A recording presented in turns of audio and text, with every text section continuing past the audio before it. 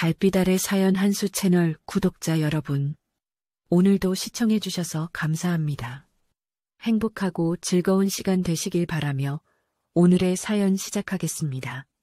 서울 강남의 고급 한정식집 미담원 앞에서 김하영은 깊게 숨을 들이마셨습니다. 늦은 오후에 선선한 바람이 뺨을 스쳤지만 긴장 때문인지 등줄기에는 식은땀이 흘렀어요.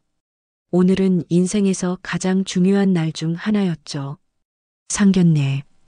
그 단어만으로도 가슴이 두근거리고 손바닥에는 축축한 땀이 맺혔습니다. 옆에는 외할머니 양복네가 서 있었는데 하영의 손을 꽉 잡고 있는 할머니의 손은 거칠면서도 따뜻했어요. 복례는 올해 76살로 평생을 시골에서 농사일을 하며 살아온 탓에 허리가 많이 굽어 있었습니다. 키가 원래 작은 편이었는데 굽은 허리 때문에 더욱 작아 보였어요. 오래된 관절염 때문에 무릎에는 하얀색 파스가 여러 장 덕지덕지 붙어 있었고 걸을 때마다 오른쪽 다리를 조금씩 절룩거렸습니다. 손에는 10년도 넘은 낡은 천가방 하나를 소중히 들고 있었죠. 그 가방은 한때 짙은 남색이었을 텐데 이제는 발에서 연한 회색에 가까웠어요. 가방의 모서리는 해져서 실밥이 여기저기 풀어져 있었고 손잡이 부분은 오랜 사용으로 인해 검게 변해 있었습니다. 가방 앞면에는 작은 꽃 무늬 자수가 있었는데 그마저도 색이 바래서 거의 보이지 않을 정도였어요. 하영이 며칠 전부터 새 가방을 사드리겠다고 했지만 복례는 완강히 거절했습니다. 이 가방은 네 엄마 혜진이가 마지막으로 사준 거다. 25살 생일 때 아르바이트에서 번 돈으로 사준 거야. 그땐 얼마나 예뻤는지 몰라. 오늘 같은 중요한 날엔 더욱 놓을 수가 없지. 혜진이도 함께 가는 거나 마찬가지니까. 하영은 할머니의 그 말을 들으며 또다시 가슴이 먹먹해졌습니다. 엄마 혜진이 교통사고로 세상을 떠난 지 벌써 15년이 흘렀지만 여전히 엄마가 그리웠어요. 특히 오늘 같은 인생의 중요한 순간에는 더욱 간절히 그리워졌습니다. 만약 엄마가 살아계셨다면 오늘 이 자리에 함께 와서 든든하게 곁을 지켜주셨을 텐데요. 예쁜 한복을 입고 와서 상대방 부모님께 정중히 인사드리고 딸 자랑도 하시고 그러셨을 텐데. 할머니, 정말 괜찮으실까요? 혹시 몸이 아프시거나 힘드시면 언제든 말씀하세요. 우리 언제든 일찍 나와도 돼요. 하영이 걱정스런 표정으로 물었습니다. 걱정 말아라, 우리 하영아. 할머니가 이런 걸로 못 버틸 줄 아냐? 네 엄마 혜진이를 위해서라도 오늘은 꼭 버텨낼 거다. 우리 하영이가 좋은 사람 만나서 행복해지는 거 하늘에서 혜진이도 기뻐하며 보고 있을 테니까. 복례는 주름이 깊게 패인 얼굴에 굳은 표정을 짓고 단호하게 대답했습니다. 두 사람은 약속 시간인 오후 1시보다 10분 일찍 도착했어요. 식당 로비는 고급스러운 대리석으로 장식되어 있었고 은은한 조명과 함께 클래식 음악이 흘러나오고 있었습니다. 로비 한쪽에 있는 가죽 소파에 앉아서 마음을 다잡으려 했죠. 하영은 로비 한편에 있는 거대한 거울을 보며 옷매무새를 다시 한번 꼼꼼히 정리했습니다. 검은색 원피스에 진주 목걸이 그리고 굽이 낮은 검은색 구두까지 최대한 단정하고 점잖게 보이려고 며칠 전부터 백화점을 돌아다니며 신중하게 고른 차림이었어요.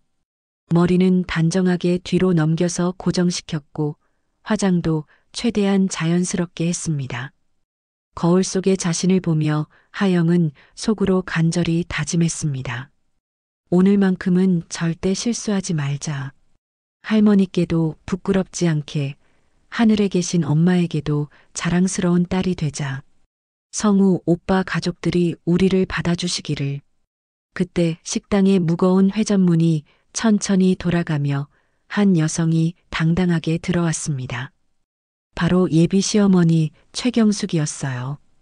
경숙은 수백만 원은 좋게 될 것 같은 에르메스 버킨백을 팔에 우아하게 걸고 있었습니다. 화려한 분홍색 한복을 입고 있었는데 비단 원단의 금실로 정교하게 수놓은 모란과 나비 문양이 조명 아래서 찬란하게 번쩍거렸어요. 목에는 손가락 굵기만 한 순금 목걸이가 무겁게 걸려 있었고 손목에는 다이아몬드가 촘촘히 박힌 테니스 팔찌가 움직일 때마다 영롱하게 반짝거렸습니다. 귀에는 진주 귀걸이를, 손가락에는 커다란 다이아 반지까지 착용하고 있었죠. 머리는 미용실에서 정성스럽게 올린 듯 단 하나의 머리카락도 흐트러짐이 없었어요. 경숙은 식당에 들어서자마자 익숙한 듯 주위를 둘러보았습니다. 아마도 이런 고급 식당에 자주 오는 듯 했어요. 그러다가 로비 한쪽 소파에 조용히 앉아 있는 하영과 복례를 발견했습니다. 경숙의 날카로운 시선이 복례의 소박한 차림새를 발끝부터 머리 끝까지 천천히 마치 품평하듯 훑어보았어요. 복례의 낡은 청가방, 10년은 입은 듯한 베이지색 카디건, 편의를 위해 신은 운동화, 그리고 수수한 검은색 바지까지. 경숙의 미간이 점점 찌푸려지더니 입꼬리에 거의 감추지도 않는 비웃음이 서서히 떠올랐습니다. 어머머, 안녕하세요? 경숙이 과장된 밝은 미소를 지으며 하이힐 소리를 또각또각 내며 다가왔습니다. 저 최경숙이라고 해요. 그런데 혹시 어머님은 어디 계세요? 몸이 편찮으셔서 못 나오신 건가요? 하영이 얼굴이 빨갛게 달아오르며 떠더듬는 목소리로 대답했어요. 안녕하세요. 저희 어머니는 제가 어릴 때 돌아가셨어요. 그래서 외할머니께서 대신 와주셨습니다. 그 순간 경숙의 표정이 마치 가면을 벗듯 확연히 바뀌었습니다. 가짜 미소는 사라지고 눈빛이 차갑게 변했어요. 입술 끝에는 냉소적이고 경멸적인 미소가 천천히 번져나갔습니다. 아, 그렇구나요. 어머나 할머니를 데리고 상견례에 오신 건 정말 처음 보네요. 경숙의 목소리에는 이제 노골적인 비웃음이 섞여 있었습니다. 요즘 젊은 사람들은 참 예의라는 게 없어요. 이런 중요한 자리에 할머니를 모시고 와도 되는 줄 아나 봐요. 그것도 저렇게 차림새도 변변치 않게. 경숙은 복례를 위아래로 다시 한번 훑어보며 고개를 살짝 저었습니다. 설마 정말 부모님이 안 계신 건 아니죠? 아, 맞구나. 요즘도 그런 호로 자식들이 있긴 하네요. 참 안 된 일이야. 이런 애들은 어떻게 키워져야 하는지도 모르고. 그 모진 말들이 로비에 떨어지자 주변의 공기가 순식간에 얼음장처럼 차갑게 얼어붙었습니다. 하영은 얼굴이 새하얗게 질리며 온몸이 부들부들 떨리기 시작했어요. 입술을 깨물고 주먹을 꽉 쥔 채 고개를 바닥으로 푹 숙였습니다. 복례는 아무 말 없이 눈만 깊숙이 내리깔고 두 손을 무릎 위에 가지런히 모은 채 조용히 앉아 있었어요. 할머니의 어깨가 작게 떨리고 있는 것을 하영은 놓치지 않았습니다. 잠시 후 성우가 급한 듯 뛰어들어왔습니다.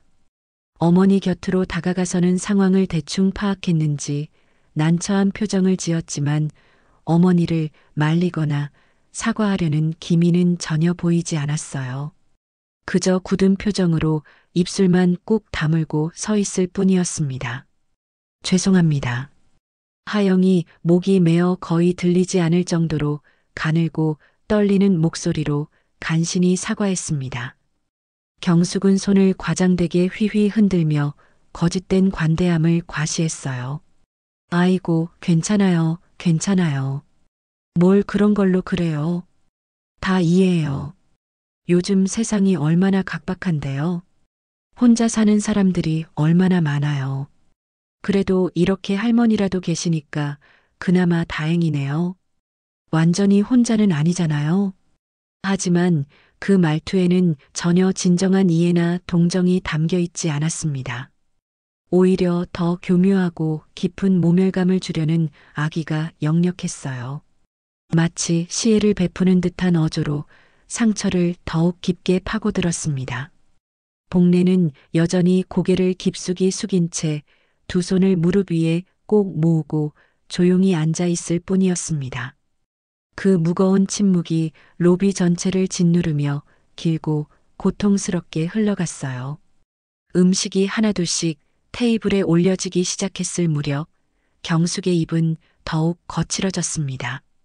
전복죽, 산나물, 갈비찜이 정성스럽게 차려진 상 앞에서 경숙은 하영을 향해 고개를 천천히 갸웃거리며 날카로운 시선을 보냈어요. 어쩐지 처음 봤을 때부터 뭔가 좀 이상하다 했어요. 경숙이 젓가락을 만지작거리며 말했습니다. 공감 능력이 좀 떨어지는 것 같더라고요. 그래서 그런가 했더니 역시나 그랬네요.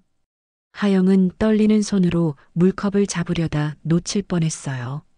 성우는 여전히 아무 말 없이 어머니를 바라보고만 있었습니다. 경숙은 더욱 큰 소리로 이어갔습니다.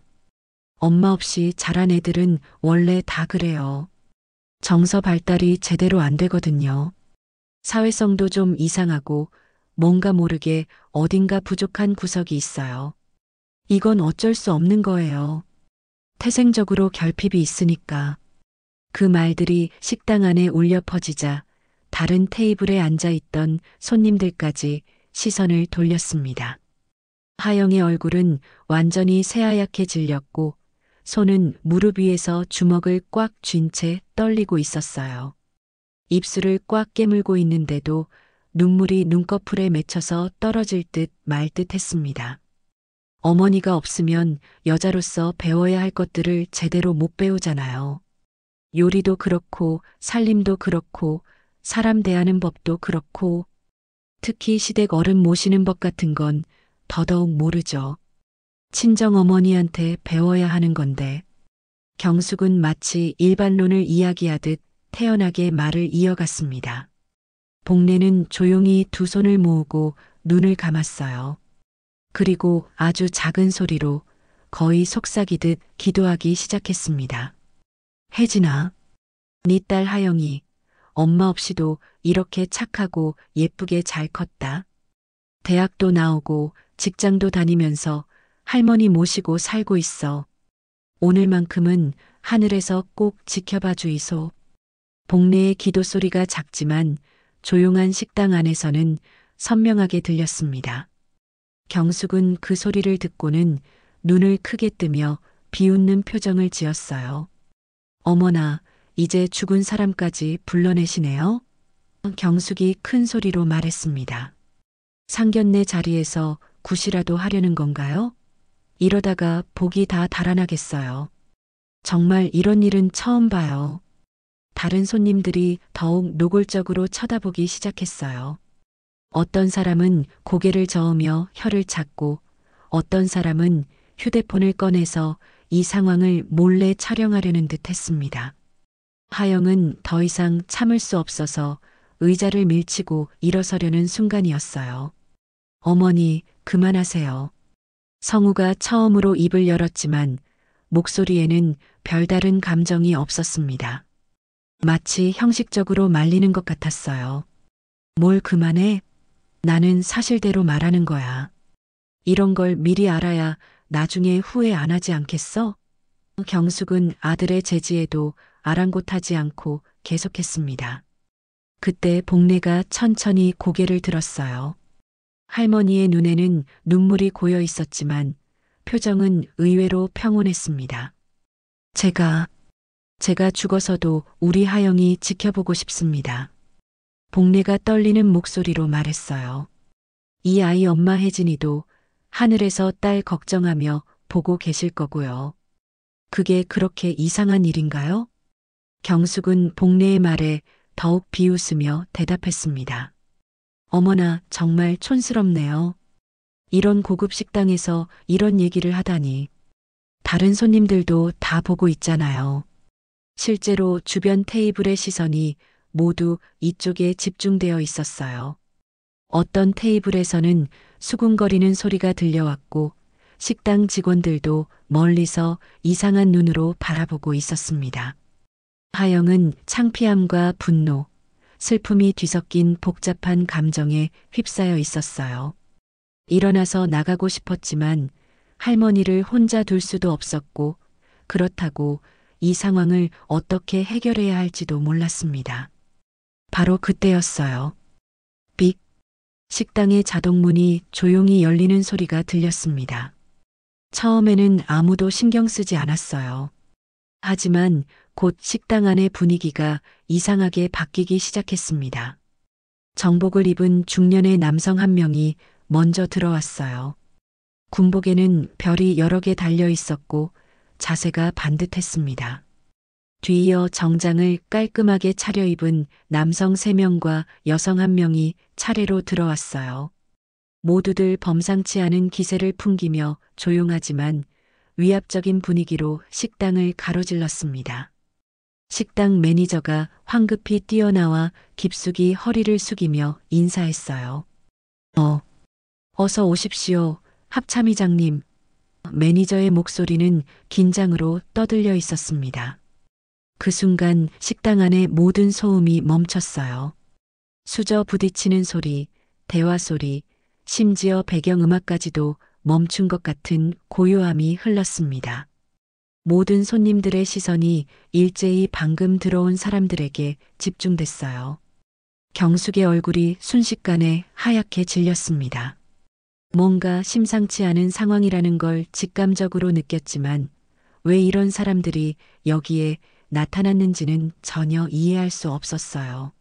하영도 무슨 일인지 몰라서 어리둥절한 표정으로 바라보았습니다. 복내만이 천천히 고개를 들어 그들을 바라보며 무언가를 기억하려는 듯 눈을 가늘게 뜨고 있었어요. 식당 안에 흐르는 정적은 마치 시간이 멈춘 것 같았습니다. 방금 전까지 경숙의 날카로운 목소리로 가득했던 공간이 순식간에 긴장감으로 가득 찼어요. 다른 테이블에 앉아있던 손님들도 모두 숨을 죽이고 상황을 지켜보고 있었습니다. 경숙의 얼굴은 점점 더 창백해졌어요. 합참의장이라는 단어가 머릿속에서 맴돌고 있었지만 왜 이런 높은 사람들이 갑자기 이 식당에 나타났는지 전혀 이해할 수 없었습니다. 더군다나 이들의 표정이 심상치 않았어요. 마치 특별한 목적을 가지고 온 것 같은 분위기였습니다. 익숙한 얼굴들이 보였지만 평소 텔레비전이나 신문에서 보던 것과는 완전히 다른 상황이었어요. 합참의장, 야정군 사령관, 공군 참모차장. 이런 사람들이 한자리에 모일 이유가 있을까요? 더군다나 이런 사적인 식당에서 말이죠. 성우도 어머니 못지않게 당황스러운 표정을 지었습니다. 이 사람들이 누구인지는 알 수 있었지만 왜 갑자기 여기에 나타났는지는 전혀 감을 잡을 수 없었어요. 그 중에서도 선두에 서 있던 윤재현 대장이 천천히 걸어와서 복례 앞에 조용히 무릎을 꿇었습니다. 그의 정복에는 별 4개가 반짝거리고 있었고 가슴에는 수많은 훈장들이 달려 있었어요. 이런 높은 지위의 사람이 고개를 숙이는 모습에 식당 안의 모든 사람들이 충격을 받았습니다. 김복례 여사님, 윤재현의 목소리는 낮고 진중했습니다. 그날 화천 계곡에서 만약 당신이 아니었다면 저는 오늘 이 자리에 없었을 겁니다. 복례는 두 손으로 입을 막으며 몸을 떨었어요. 50년 전의 기억이 갑자기 되살아나고 있었습니다.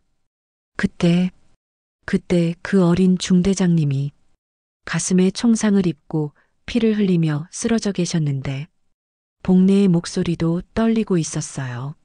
하지만 아직 숨이 붙어 계셔서 제가 업고 병원까지. 윤재현이 고개를 깊이 숙였습니다. 맞습니다. 그때 제가 22살이었어요. 적의 기습 공격을 받고 부상당했을 때 여사님이 목숨을 걸고 저를 구해주셨습니다. 그 순간 윤지훈 야정군 사령관이 한 걸음 앞으로 나서며 정중히 고개를 숙였어요. 여사님, 그 사람이 바로 제 형입니다. 그날 이후 우리 가족 모두가 여사님의 은혜를 잊지 않고 살아왔습니다.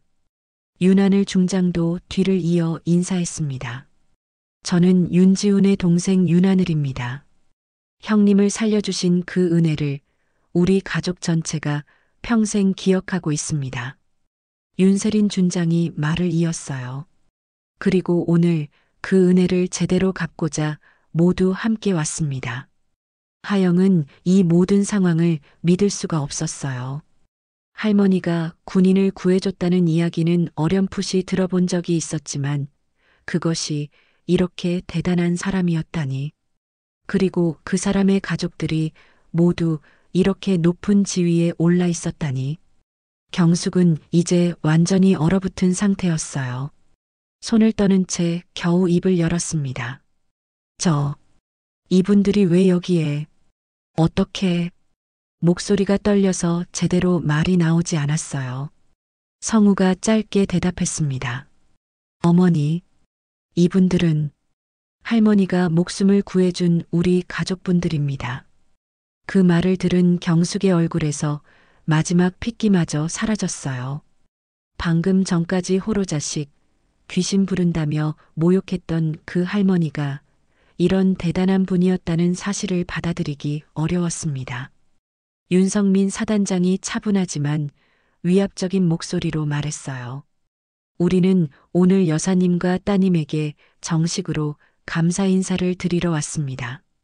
그리고 그는 잠시 경숙을 바라보며 말을 멈췄습니다. 그 시선에는 분명한 불쾌감이 담겨 있었어요. 우리가 모시고 있는 분에게 무례를 범한 사람이 있다고 해서 직접 나왔습니다.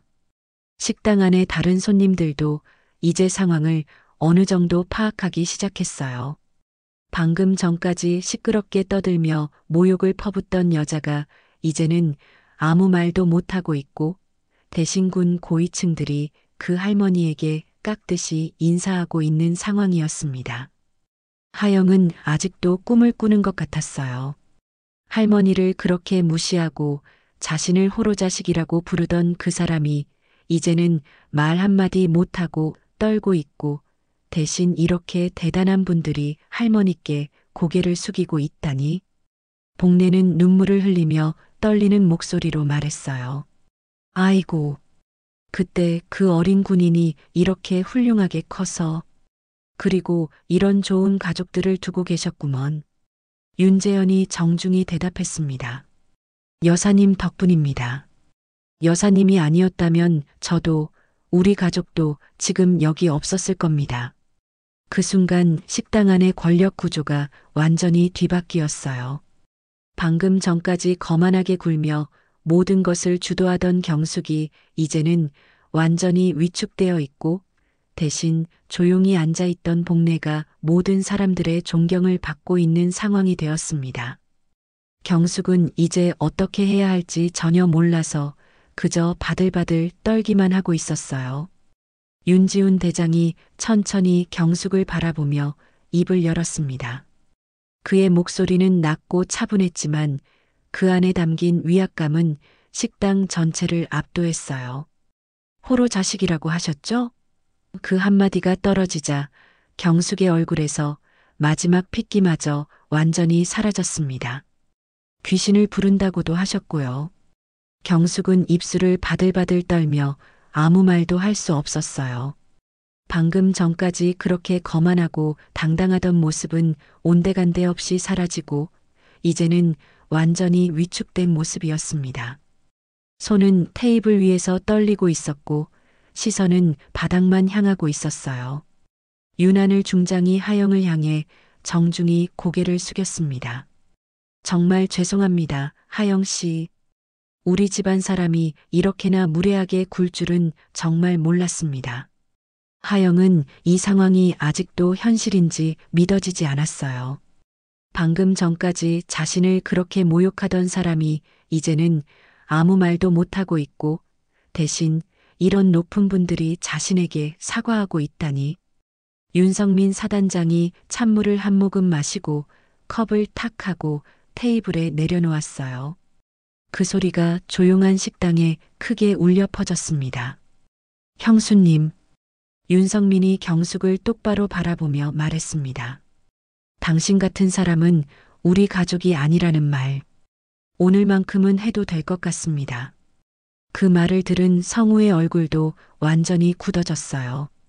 평소에 어머니의 성격을 알고는 있었지만 오늘처럼 심하게 굴 줄은 몰랐습니다. 더군다나 이렇게 중요한 분들 앞에서 말이죠. 윤세린 준장이 부드럽지만 단호한 목소리로 말했어요.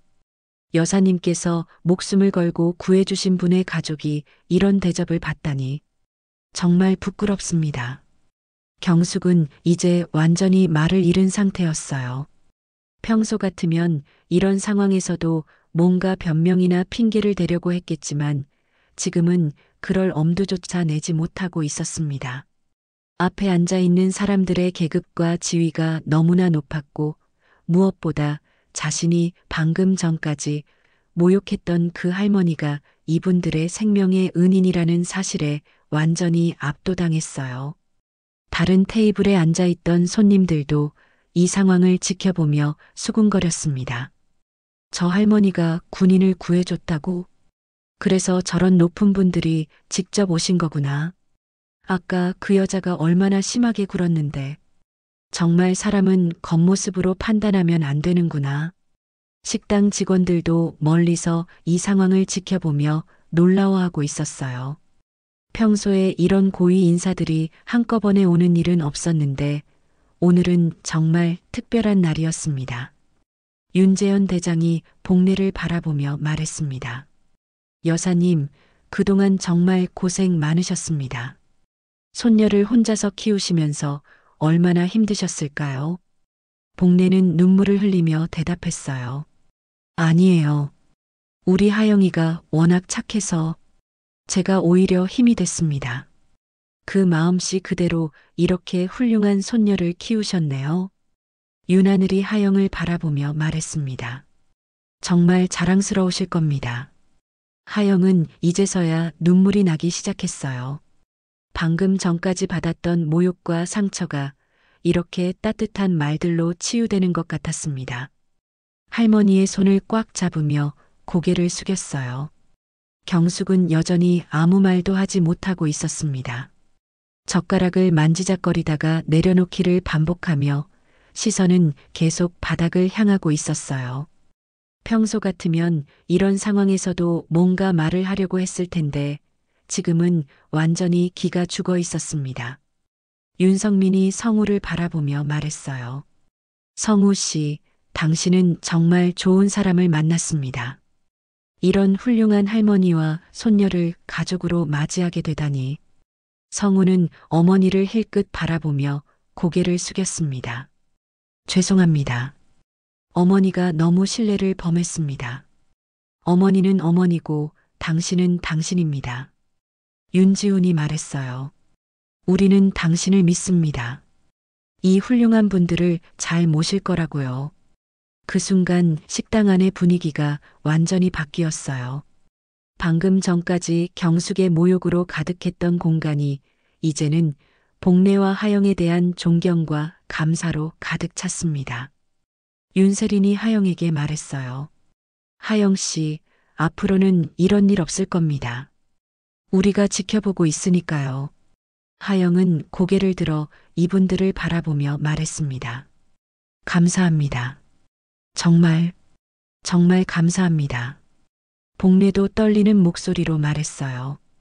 고맙습니다. 우리 하영이가 이렇게 좋은 분들을 만날 수 있어서. 경숙은 이 모든 대화를 들으며 점점 더 작아져만 갔어요. 자신이 방금 전까지 얼마나 큰 실수를 했는지 이제서야 깨닫고 있었습니다. 하지만 이미 늦었어요. 모든 사람들의 시선과 분위기가 완전히 바뀌어 있었고 자신은 완전히 고립되어 있었습니다.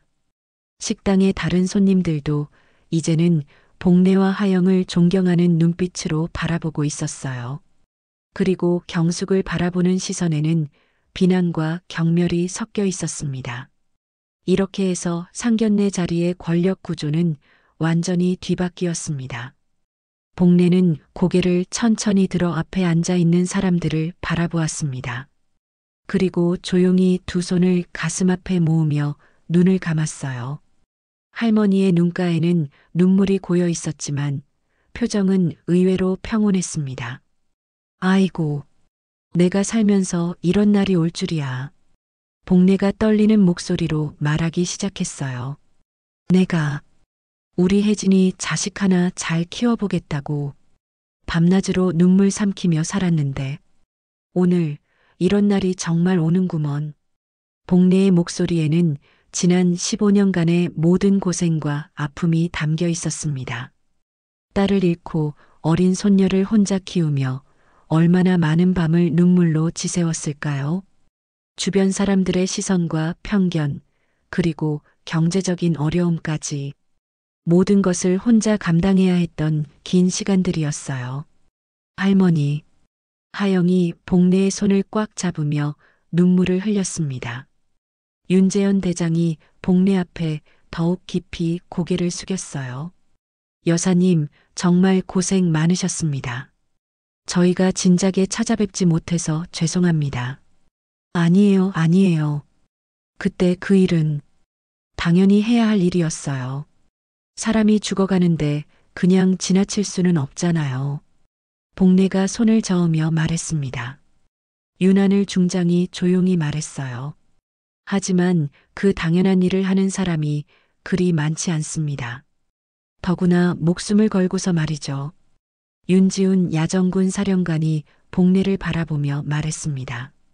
여사님께서 형을 구해주지 않으셨다면 우리 가족은 존재하지도 않았을 겁니다. 저도 제 아이들도 모든 것이 여사님 덕분입니다. 복례는 더 이상 참을 수 없어서 손으로 얼굴을 가리며 울기 시작했어요.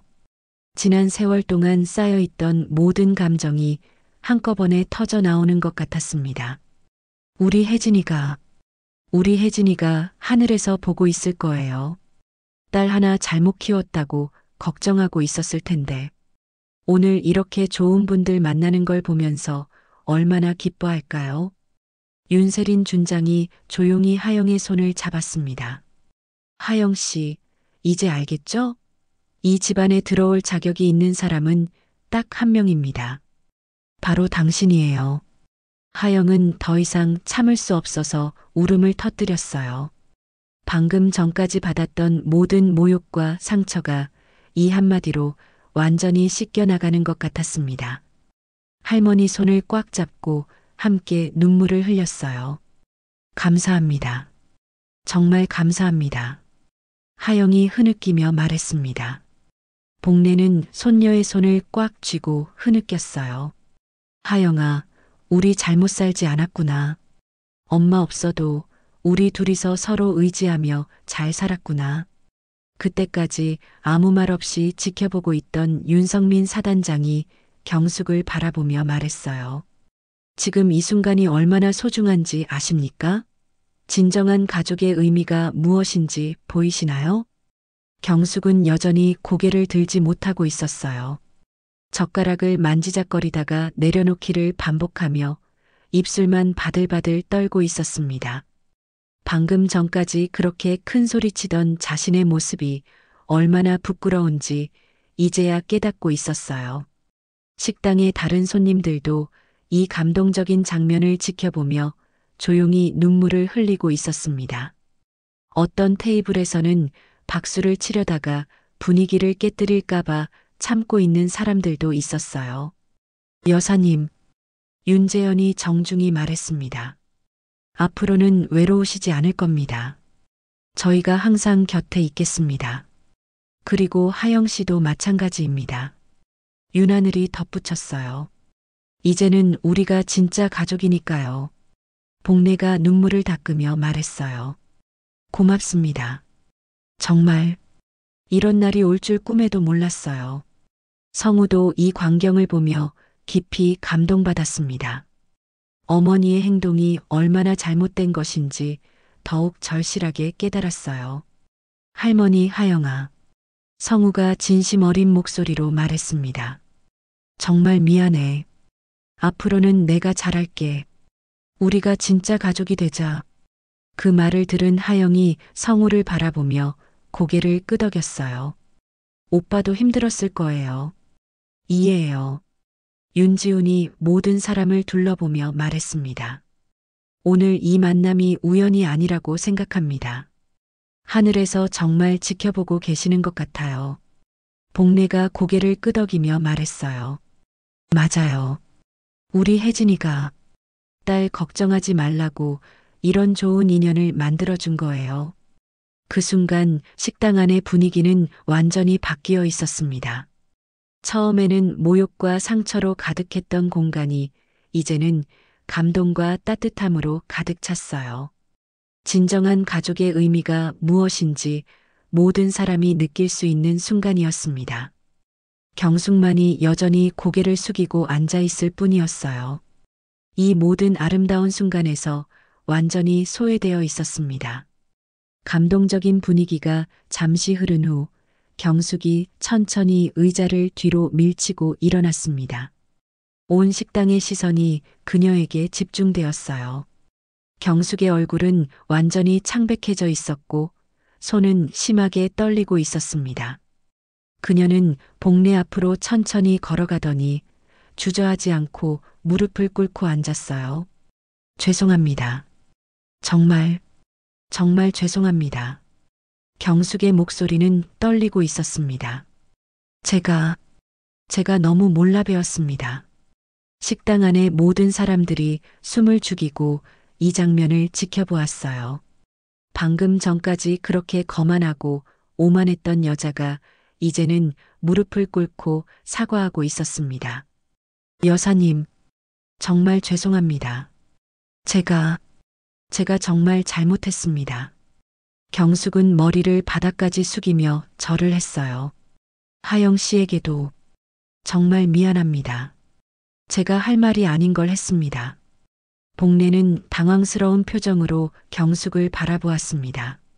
그러다가 천천히 일어서서 떨리는 손으로 경숙의 어깨에 손을 올렸어요. 일어나세요. 이러시면 안 돼요. 복례의 목소리는 여전히 따뜻했습니다. 아니에요. 제가 정말 잘못했어요. 저런 말을 할 자격이 없었는데. 경숙은 여전히 고개를 들지 못하고 있었어요. 복례가 경숙의 팔을 잡고 일으켜 세우려 했습니다. 그만 일어나세요. 어른이 어른답지 못하면 그 자식도 불쌍해지는 거지요. 그 말을 들은 순간 윤재현을 비롯한 모든 장성들이 복례에게 깊이 고개를 숙였어요. 복례의 넓은 마음씨와 따뜻한 인품에 더욱 감동받았습니다. 여사님의 마음씨가 이렇게 크시니까 하늘에서도 복을 내려주시는 것 같습니다. 윤하늘이 진심으로 말했어요. 경숙은 복례의 도움으로 겨우 일어섰지만 여전히 고개를 들지 못하고 바닥만 바라보고 있었어요. 눈에는 후회와 부끄러움의 눈물이 고여 있었습니다. 앞으로는 이런 일 없을 거예요. 정말 죄송합니다. 경숙이 떨리는 목소리로 말했습니다. 성우가 어머니 곁으로 다가가서 어깨에 손을 올렸어요. 어머니, 이제 진심으로 사과하셨으니까 됐어요. 앞으로 잘하시면 돼요. 윤지훈이 이 광경을 보며 말했습니다. 역시 여사님은 다르십니다. 이런 상황에서도 이렇게 관대하실 수 있다니. 사람은 누구나 실수할 수 있어요. 중요한 건 그 실수를 깨닫고 고치려는 마음이죠. 복례가 조용히 말했어요. 하영도 경숙을 바라보며 말했습니다. 괜찮아요. 이제 우리 모두 새로 시작하면 돼요. 경숙은 하영의 그 말을 듣고 더욱 눈물을 흘렸어요. 자신이 그렇게 모욕했던 사람이 이렇게 너그럽게 용서해준다는 것이 더욱 부끄러웠습니다. 윤성민이 이 장면을 보며 말했어요. 이것이 진정한 교육이군요. 원망하지 않고 용서하는 마음을 보여주시니. 복수보다는 용서가 더 큰 힘을 가지고 있다고 생각해요. 복례가 대답했습니다. 식당의 다른 손님들도 이 광경을 보며 깊이 감동받고 있었어요. 어떤 사람은 조용히 박수를 쳤고 어떤 사람은 눈물을 흘리며 지켜보고 있었습니다. 윤세린이 복례를 바라보며 말했습니다. 여사님께서 이렇게 큰 마음을 보여주시니 저희도 배우는 게 많습니다. 나이 들어서 배울 게 뭐 있겠어요. 그냥 사람은 사람답게 살아야 한다는 거, 그것만 알면 되는 거 아닌가요? 복례가 웃으며 말했어요. 경숙은 이제 조금씩 고개를 들기 시작했습니다. 아직도 얼굴에는 부끄러움이 가득했지만 복례와 하영의 너그러운 마음 덕분에 조금씩 마음이 편해지고 있었어요. 정말 감사합니다. 앞으로는 정말 잘하겠습니다. 경숙이 진심으로 말했습니다. 윤재현이 모든 사람을 둘러보며 말했어요. 오늘 이 자리에서 우리는 정말 소중한 걸 배웠습니다. 진정한 품격이 무엇인지, 진정한 용서가 무엇인지 말이죠. 복례가 경숙의 손을 잡으며 말했습니다. 이제 우리 모두 가족이에요. 서로 이해하고 도우며 살아가면 돼요. 그 말을 들은 모든 사람들이 고개를 끄덕였어요. 특히 성우는 어머니와 하영, 그리고 할머니를 번갈아 보며 안도의 표정을 지었습니다. 정말 다행이에요. 이제 우리가 진짜 가족이 될 수 있을 것 같아요. 성우가 말했습니다. 하영도 경숙을 바라보며 미소를 지었어요. 앞으로 잘 지내요. 저도 열심히 배우면서 살겠어요. 이렇게 해서 험악했던 상견례 분위기는 완전히 바뀌었습니다. 모욕과 상처로 시작된 만남이 용서와 화해로 끝나게 되었어요. 그리고 이 모든 변화의 중심에는 복례의 따뜻한 마음이 있었습니다. 식당 안의 분위기도 이제 완전히 따뜻해졌어요. 진정한 가족의 모습이 무엇인지 모든 사람이 확인할 수 있었습니다. 식사가 끝나고 나서 윤재현 대장이 복례와 하영을 향해 정중히 말했습니다. 여사님, 하영 씨, 저희가 모셔다 드리겠습니다. 복례는 당황스러운 표정으로 손을 저었어요. 아니에요. 그럴 수는 없어요. 저희가 그냥 지하철 타고 갈게요. 여사님, 오늘은 저희가 꼭 모셔다 드리고 싶습니다. 그동안 제대로 인사도 못 드렸는데 이것도 못 해드리면 어떻게 하겠습니까? 윤하늘 중장이 간곡히 부탁했어요. 하영도 어쩔 줄 몰라 했습니다. 너무 번거로우실 것 같은데요. 전혀 번거롭지 않습니다. 오히려 저희에게는 영광이에요. 윤지훈 야정군 사령관이 미소를 지으며 말했습니다.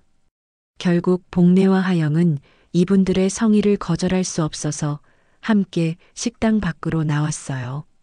식당 문을 나서자마자 놀라운 광경이 펼쳐졌습니다. 식당 앞에는 검은색 승용차 여러 대가 줄지어 서 있었고 정복을 입은 운전병들이 차렷 자세로 서서 기다리고 있었어요. 윤재현 대장이 직접 복례가 탈 차의 문을 열었습니다. 여사님, 이쪽으로 오세요. 복례는 이런 대우를 받는 것이 너무 어색해서 주춤거렸어요. 아이고, 이런 좋은 차를 제가 타도 되나요? 당연히 타셔야죠.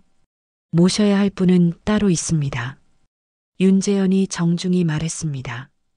그때 식당에서 나온 다른 손님들과 지나가던 사람들이 이 광경을 보고 멈춰 서기 시작했어요. 이렇게 높은 분들이 한 할머니를 극진히 모시는 모습이 너무 인상적이었기 때문입니다.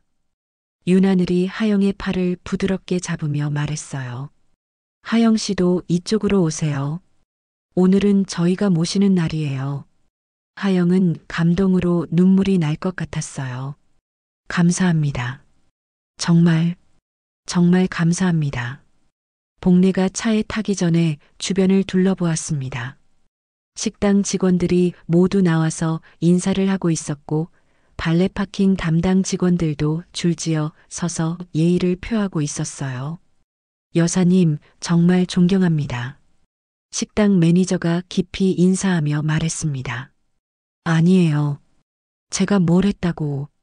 복례가 손을 저었지만 이미 많은 사람들이 이 할머니에 대해 깊은 존경심을 갖게 되었어요.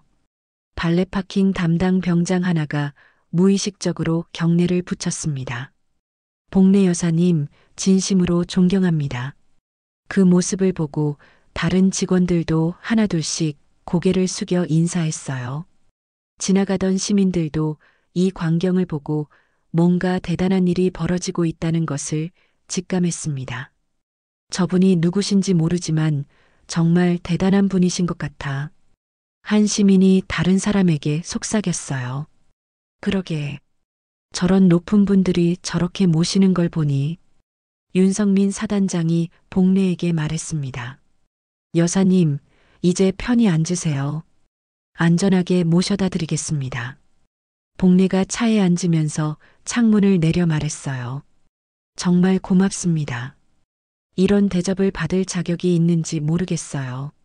자격이 충분히 있으시죠? 오히려 저희가 부족합니다. 윤세린 준장이 대답했습니다. 하영도 차에 타면서 창문을 열고 인사했어요. 오늘 정말 감사했습니다.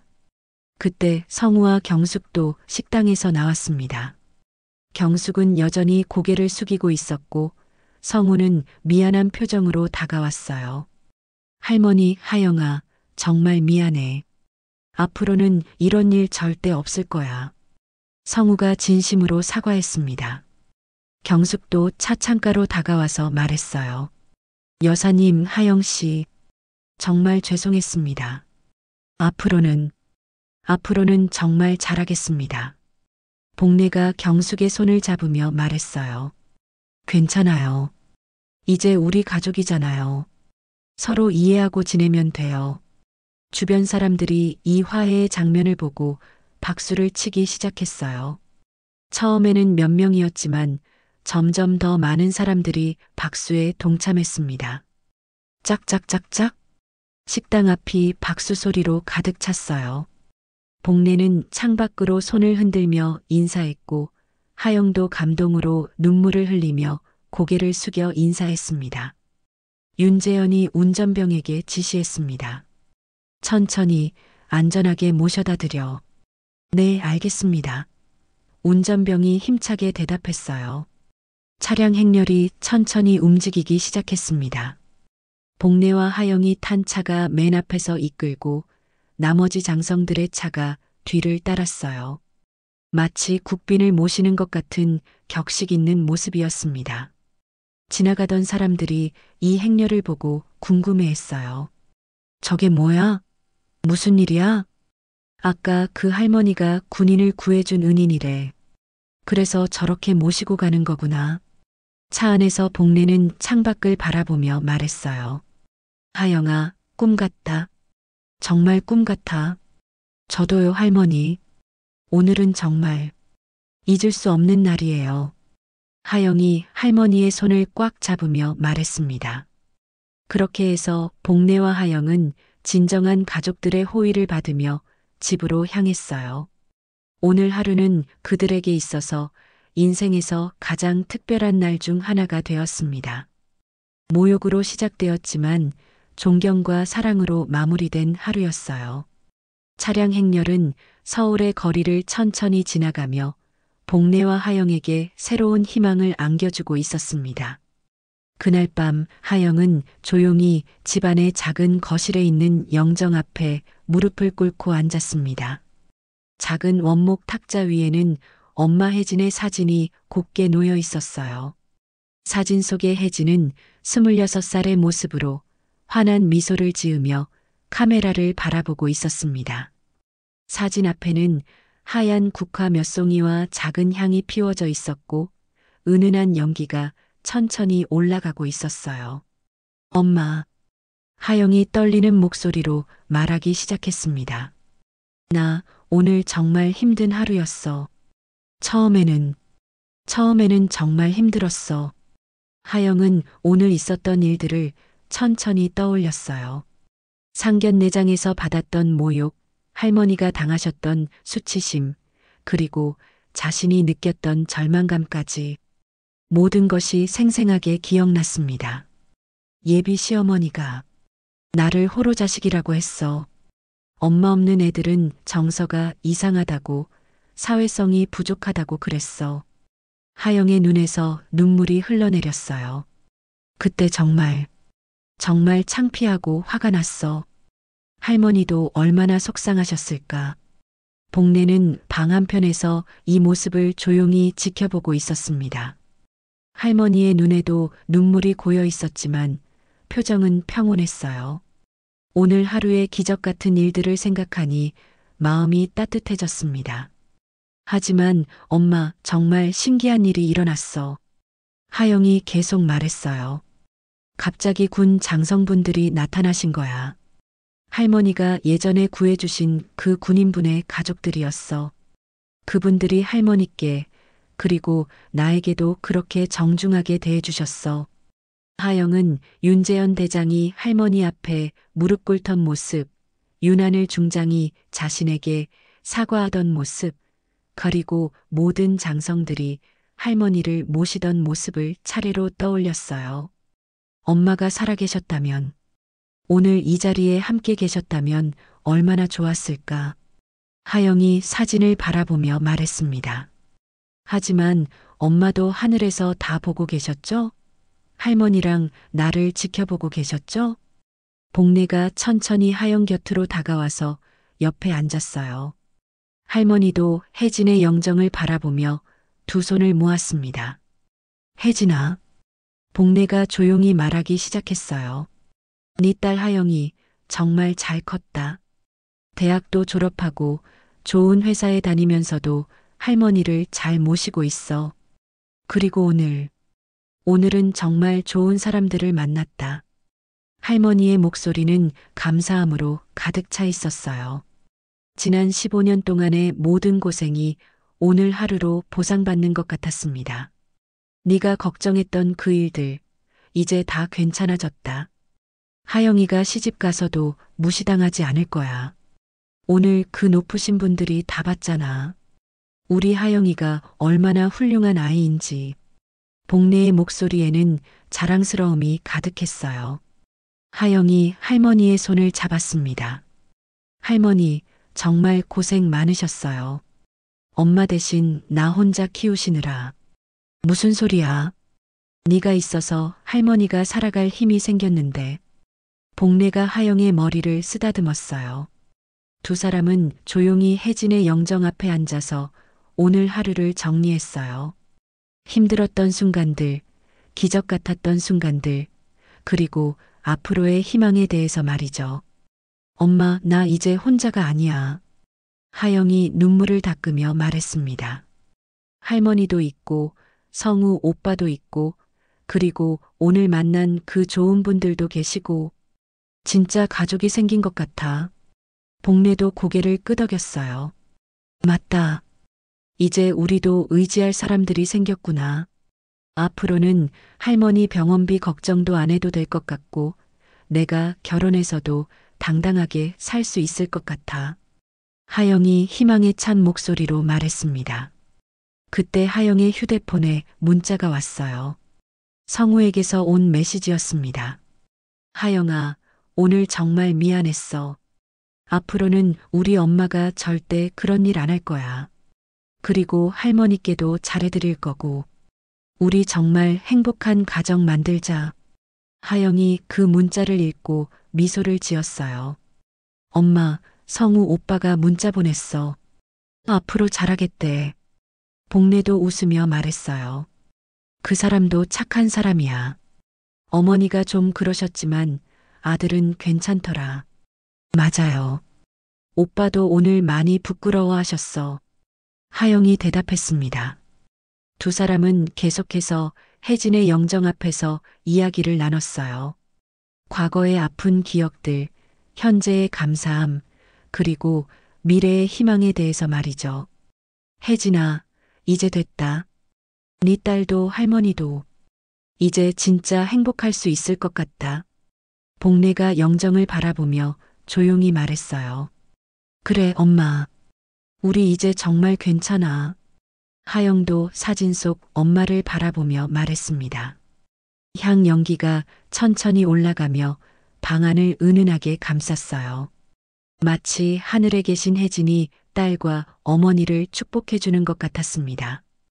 복래는 방 한켠에서 조용히 눈을 감고 웃었어요. 그래, 이제 됐다. 우리 혜진이도 오늘은 하늘에서 환하게 웃고 있었을 거다.